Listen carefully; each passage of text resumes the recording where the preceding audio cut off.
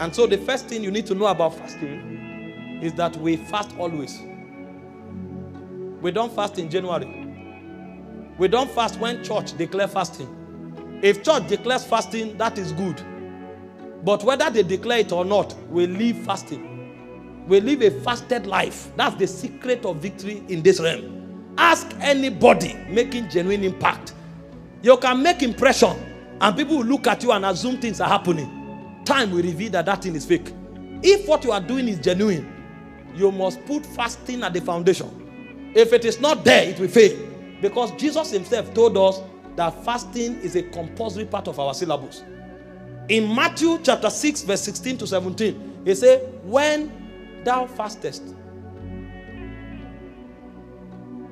And that when is numerous. Because when he was teaching this, he was teaching it with prayer. When thou prayest.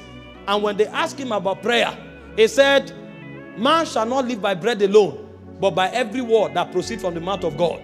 And when he was praying, he said, give us this day our daily bread. So if you eat bread daily, you pray daily. If you pray daily, then you fast daily.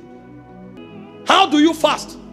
Number one, when you fast, basically fasting, like you know, is to starve yourself from distraction, including food, in order to seek God. That's what fasting is. Starve yourself of distractions, both illegitimate and legitimate distractions, in order to allow you time to seek God. So if you are not seeking God, you are not fasting. It could be a hunger strike. Are we together? But in addition to avoidance of such things, there are a few things that must be added to that starving process while you are yet seeking God. And that's what I mean when I say, how do you fast? You fast with righteous living.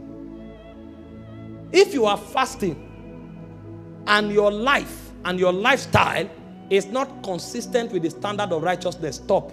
You are wasting your time. God will reject you. So fasting is not just a time of avoiding food. It's actually a time of calling your attention to righteous and just living.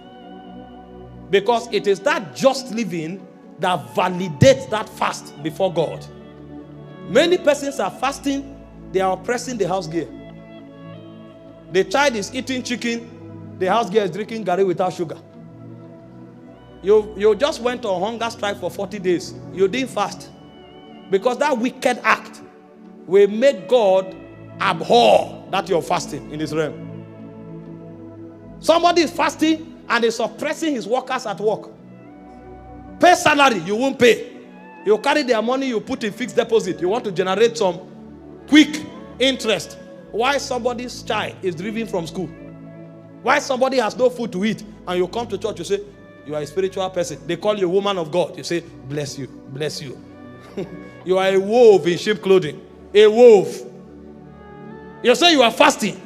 Somebody is laboring, trying to make progress in life, and you are doing everything possible to stop that person. That is not fasting. Don't kill yourself. This is why many people have ulcer. Because the power of God does not come, the presence of God does not come to shield them. If you go hungry for a long time, it can kill you. The reason that hunger does not affect your system is because the presence of God comes to shield you. Why do you think Moses was able to stay without food and water for 40 days? It was because of the intensity of the presence of God. And so if you don't fast correctly, that excess hunger will trigger a negative reaction that will destroy you. But if you fast correctly, that fasting can become even of medicinal value.